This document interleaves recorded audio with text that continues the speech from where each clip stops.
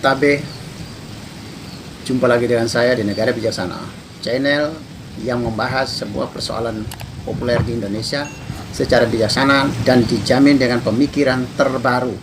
Saya mau menanggapi isu-isu yang menyangkut khusus untuk Prabowo yang menjadi bakal calon presiden dari Partai Gerindra dan koalisinya. Saya lihat sering mendapat serangan entah dari kubu mana, entah dari kubu Anies, atau dari kubu Ganjar, atau para pendukung Ganjar, ataupun para pendukung Anies. Saya tidak tahu persis.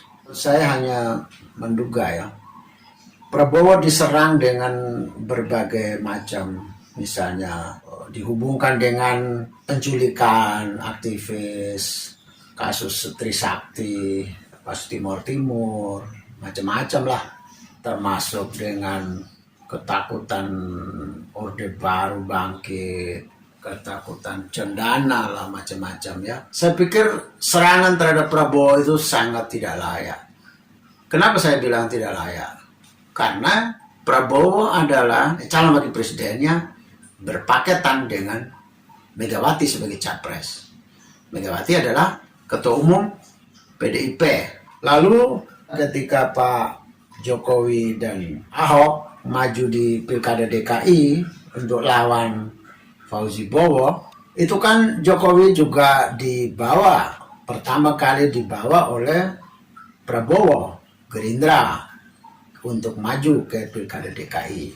Sehingga pada waktu itu Prabowo merupakan satu kubu dengan PDIP untuk mengusung Jokowi Ahok.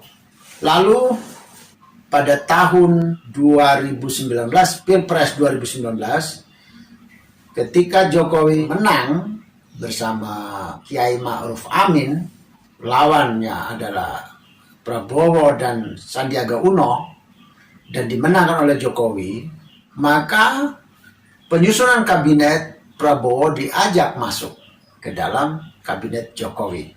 Dan pada waktu itu, pada waktu Pilpres dulu dengan Megawati, Prabowo berpasangan dengan Megawati, tentu PDIP dan para pendukung pada waktu itu tidak mempersoalkan, terima, bahkan mendukung Prabowo, mendukung Megawati dan Prabowo.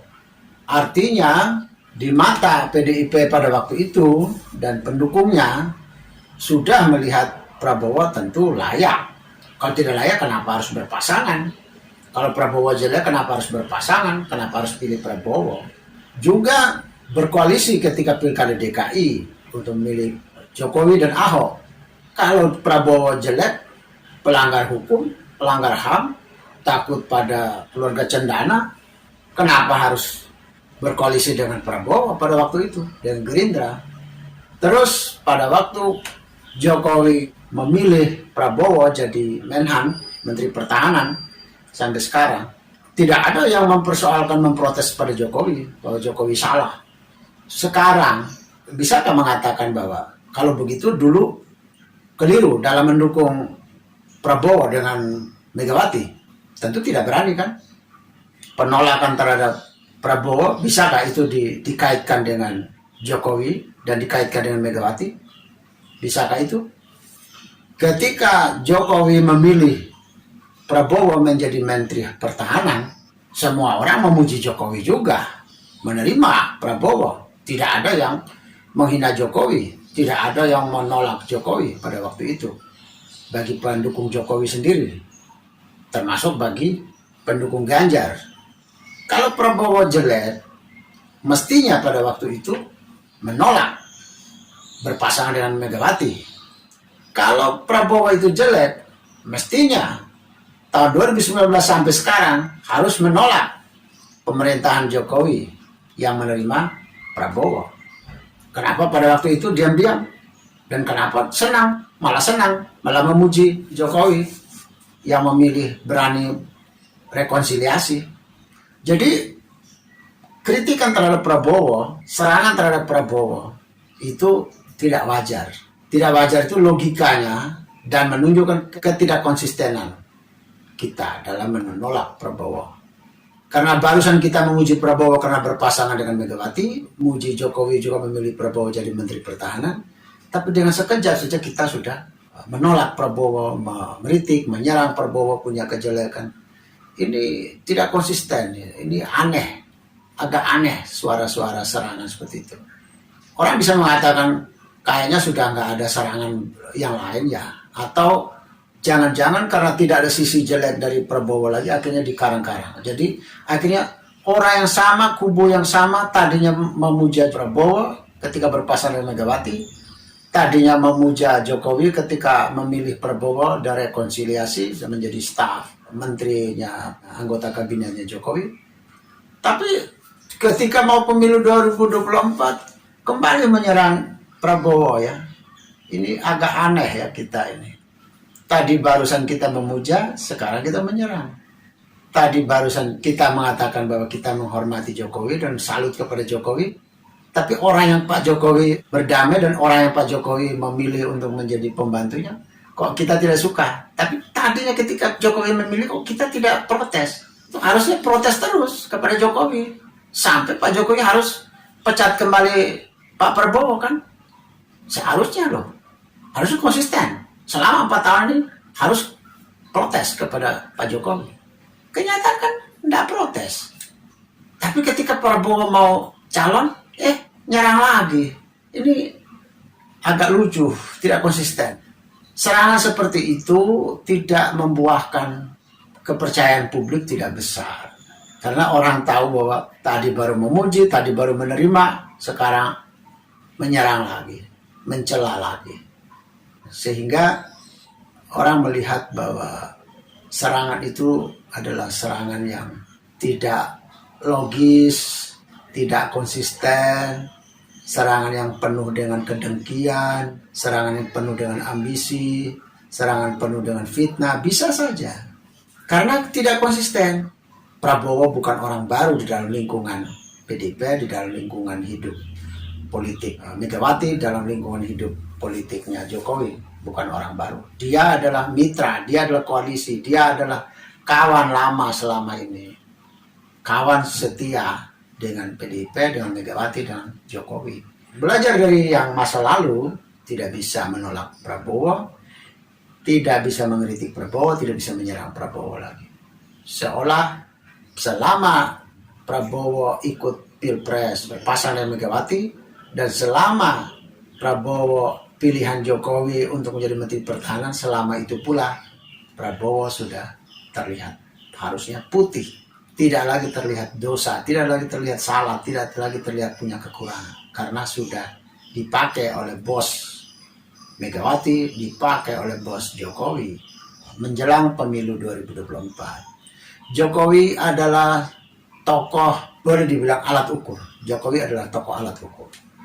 Alat ukur maksudnya tuh kelihatan orang mau lawan harus melihat Jokowi sebagai pembanding. Anies berubah dari Jokowi. Ganjar mau lanjutkan dari Jokowi. Prabowo mau lanjutkan dan tingkatkan dari Jokowi juga. Itu artinya Jokowi adalah sebagai ukuran titik untuk bagi semua capres besok 2024 untuk berangkat membangun kinerja, membangun karakter, membangun mental diri sendiri, menampilkan watak politiknya. Dia harus menggunakan Jokowi sebagai pembanding. Itu sudah tidak bisa dipungkiri. Di mata Ganjar dan Prabowo, Jokowi adalah panutan, Jokowi adalah teladan, Jokowi adalah tutor mereka. Maka salah satu yang mereka kagum dan disukai oleh publik sekarang selama ini dari Jokowi adalah kemampuan rekonsiliasi yang begitu cepat. Dia bisa menerima Prabowo, bisa meminang Prabowo untuk bergabung dengan pemerintahan Jokowi. Kalau Prabowo mau melanjutkan cara Jokowi, dan kalau Ganjar bilang dia mau lanjutkan juga cara Jokowi, ya pasti dong harus lanjutkan juga kemampuan untuk mengakui kelebihan lawan, kemenangan lawan, kemampuan untuk bekerja sama dengan lawan politik, jadi teman berjuang, jadi sahabat, jadi mitra, untuk membangun Indonesia 5 tahun ke depan. Harus tiru di situ. Tidak bisa lagi kalau bilang Ganjar menang, Prabowo menang, terus langsung bermusuhan, lawan, bermusuhan dengan Anies, Ganjar bermusuhan dengan Prabowo, Prabowo bermusuhan dengan Ganjar. Langsung tidak ada kerjasama, langsung tidak ada hubungan lagi, tidak ada kemitraan lagi. Ya kalau seperti itu, mental bermusuhan terus, habis pemilu lanjutkan permusuhan, ya berarti kalian bukan pelanjut Jokowi dong. Kalian bukan fotokopi Jokowi dong. Kalian mesti berbeda dong. Kalau mau tiru Jokowi, lanjutkan Jokowi, ya harus lanjutkan perdamaian, lanjutkan rendah hati, lanjutkan rekonsiliasi dan kerjasama dengan lawan politik. Bisa dimasukkan ke dalam pemerintah. Antara Ganjar menang, Ganjar memasukkan Prabowo, Prabowo menang, Prabowo memasukkan Ganjar. Saya kira semangat Jokowi ini kemungkinan akan ditiru oleh Ganjar dan Prabowo. Kita membayangkan kalau setiap pemimpin muncul dengan rekonsiliasi, dengan semangat persaudaraan, semangat kerjasama, semangat gotong royong, semangat persatuan, semangat menghargai, maka tidak menutup kemungkinan besok itu kalau Prabowo menang, Ganjar akan jadi menterinya dia atau staf, ya pembantunya dia. Ganjar menang, Prabowo pun bisa jadi pembantunya dia, bisa jadi salah satu menteri anggota kabinetnya dia. Bisa. Pertanyaannya, kalau suatu waktu Ganjar menerima Prabowo, kalau Ganjar menang jadi presiden, mengajak Prabowo dan menghormati Prabowo untuk memberi tempat yang terhormat di dalam kabinetnya, apa tidak malu? Apa kita tidak malu? Sama juga dengan misalnya pendukung Jokowi sudah menyerang Prabowo jelek segala macam, tahu-tahu Jokowi meminang Prabowo lagi untuk jadi menteri, apa tidak malu yang dulu menyerang Prabowo? Tidak malu? Ya mesti malu dong. Jadi artinya kita ini sudah masuk pada rel mental yang bagus dalam berpolitik yang ditunjukkan oleh Jokowi dan Prabowo, yaitu rekonsiliasi yang begitu cepat, semangat menghormati yang menang, semangat mengakui kalah, dan semangat kerjasama. Itu satu budaya baru dalam dunia politik Indonesia. Ini harus dipertahankan. Kalau dipertahankan berarti apa? Sebenarnya kita punya tokoh, kita punya pemimpin-pemimpin ini, mereka adalah orang-orang damai. Mereka adalah orang-orang saling menghormati. Tapi pendukungnya di bawah ini, pemilihnya ini yang saling menghina, saling menyerang, saling bermusuhan. Tradisi yang sudah bagus ini seharusnya bisa diikuti oleh masyarakat luas, termasuk masyarakat yang sekarang mengklasifikasikan dirinya dengan Prabowo menjadi pendukung Prabowo, yang mengklasifikasikan dirinya dengan afiliasi dengan Ganjar menjadi pendukung Ganjar, afiliasi dengan Anies menjadi pendukung Anies. Mestinya kita tiru pola ini, pola tokoh kita ini kita tiru. Pendukung Ganjar harus ikut pola Jokowi. Pendukung Prabowo juga harus ikut polanya Prabowo dan polanya Jokowi. Jadi tidak saling menyerang, bekerja sama, saling menghormati, saling berdamai, saling mencintai sebagai saudara. Tidak ada yang saling menyerang. Seharusnya semangat itu yang ditiru oleh para pendukung. Masa Prabowo orang baik-baik, orangnya damai, pendukungnya kok mau bermusuhan dengan pendukung Anies? Masa Ganjar orangnya baik-baik, pendukungnya mau bermusuhan dengan Prabowo, dengan pendukung calon capres lain? Harusnya tidak. Kita pendukungnya itu seharusnya secara moral dia wajib ikut karakter tokohnya, karakter calonnya, karakter idolanya dia. Harusnya begitu. Tokoh idolanya orangnya baik-baik kok, masa pendukungnya kok berbeda, pendukungnya berbuat berbeda. Sangat mungkin sekali pasca pemilu presiden kita terpilih itu akan kerjasama bermitra dengan Anies, dengan Prabowo, dengan Ganjar. Mesti mereka bertiga itu akan berdamai dan baik-baik saja, dan mereka bekerja sama. Kenapa? Yang di bawah ini kok kasar, bermusuhan, menyerang. Kenapa begitu? Kalau di negara bijaksana, semua pendukung Prabowo, semua pendukung Ganjar, semua pendukung Anies tidak akan menyerang ketiga capres kita, ketiga calon presiden atau semua calon presiden kita. Tidak. pendukung dari salah satu presiden tidak akan menyerang, menghina, hoax, tidak akan. Karena tokoh-tokoh kita, calon-calon pemimpin kita, mereka adalah orang-orang damai, orang-orang kasih sayang, orang-orang yang penuh cinta, penuh penghormatan. Ya mestinya semua pendukung harus ikut karakter tokohnya. Bagaimana kalau Anda sudah menyerang tokoh sebelah, terus besok tokohmu yang jadi presiden, ngajak lagi tokoh yang dulu kamu serang jadi anggota kabinet. Malu, harusnya malu tuh. Misalnya serang Prabowo jelek, begitu Ganjar jadi presiden, Ganjar mengajak Prabowo jadi menterinya. Saat itu, lah kita yang tadinya menyerang Prabowo, diam aja, malah memuji Ganjar sebagai orang yang bisa rekonsiliasi, orang yang bisa berdamai. Kan lucu itu. Tadi sudah nyerang Prabowo, begitu Prabowo bergabung sama Ganjar, Prabowo mendadak jadi bagus. Kita tidak lagi menyerang dia. Itu kan lucu, aneh, ironi banget itu. Kalau di negara bijaksana, saya pastikan tidak ada pendukung-pendukung tim sukses dari setiap calon presiden. Kita tidak ada yang menyerang calon presiden dari kubu lain. Tidak ada yang menyerang. Karena mereka sudah menunjukkan sikap yang baik, sikap yang mulia, sikap terhormat, sudah berdamai, sikap saling menghormat, sikap saling bekerja sama. Kita pendukungnya di negara bijaksana wajib ikut karakter tokoh jagoannya.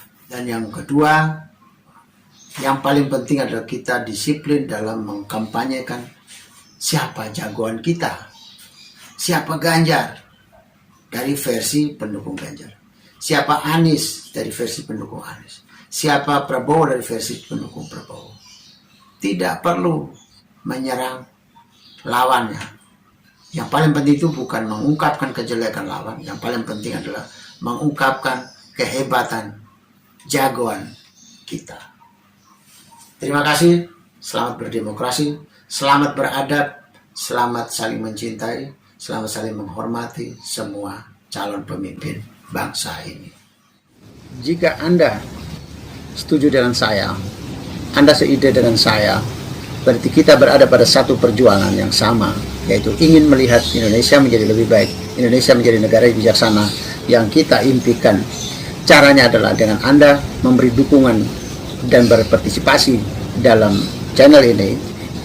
Subscribe di bawah channel ini, bunyikan lonceng di sampingnya untuk menunjukkan Anda berlangganan secara gratis, dan ada pemberitahuan setiap kali saya mengirim edisi baru. Dan jika Anda setuju dengan ide ini, jangan lupa bagikan ke semua relasi Anda. Terima kasih.